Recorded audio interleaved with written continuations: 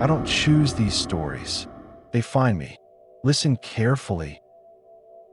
I used to live in Portugal for a time, and if you've ever walked through Porto at dusk, you know the city carries an old kind of silence, one shaped by Catholic mysticism, river fog, and traditions people no longer admit they believe in.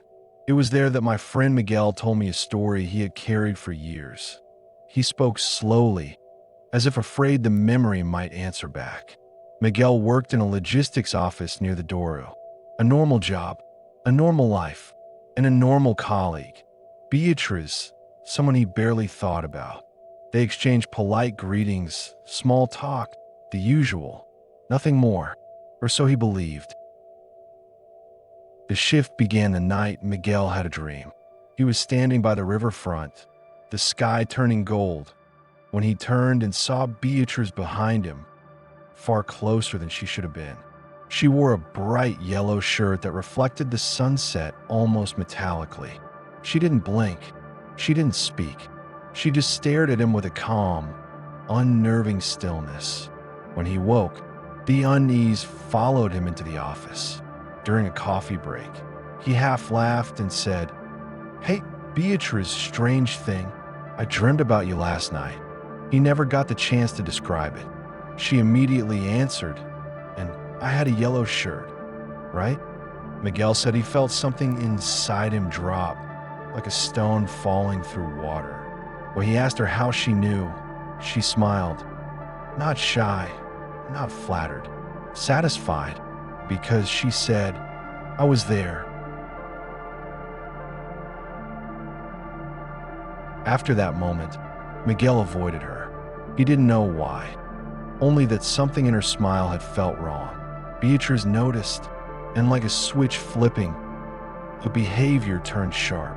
She corrected him in meetings with unnecessary cruelty. She whispered about him to others. She filed complaints that made no sense. Coworkers stopped looking him in the eye. But the strangest things didn't happen at the office. They happened when he was alone. Miguel told me his phone alarm changed by itself every morning to a tone that matched Beatriz's voice saying his name.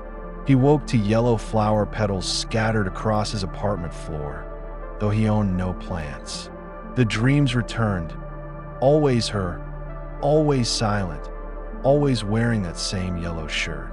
And once he woke with a long, vertical scratch across his chest. One single line, too deep for anything done in sleep. The worst was the night he opened his laptop and watched, fully awake, as it typed her name by itself, letter by letter.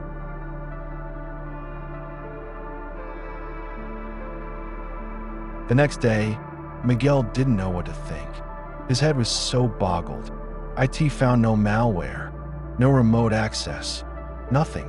The breaking point came one evening when he left work late. The streets were empty.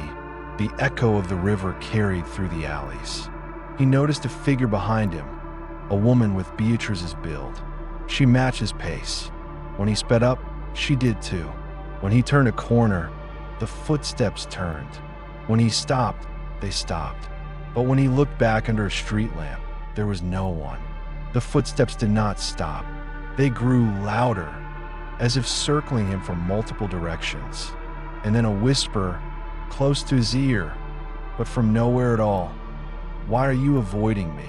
He ran home.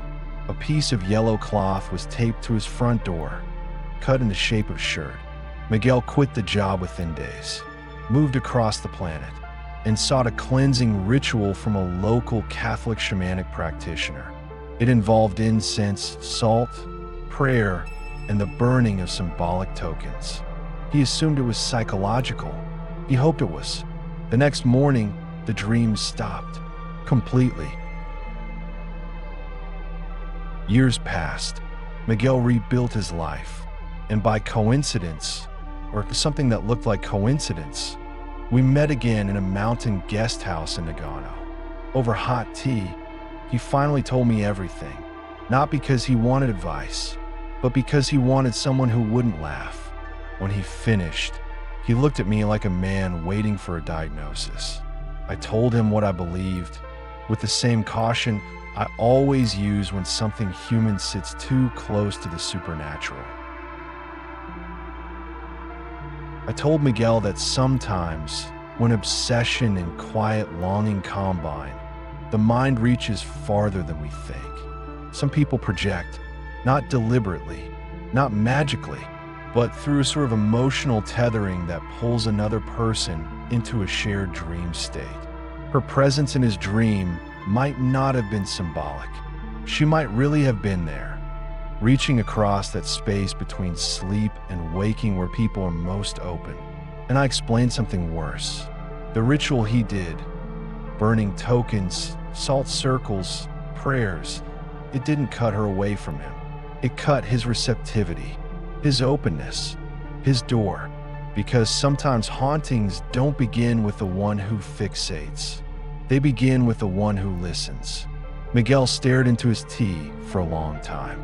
Then he whispered, "So it's over?" I hesitated before answering, and I told him the truth. "You got rid of the dreams, Miguel. But tell me, in all these years, have you ever slept without feeling someone else watching?" Miguel didn't answer. He didn't need to. The case ends here. For now, reality bends more easily than people can imagine.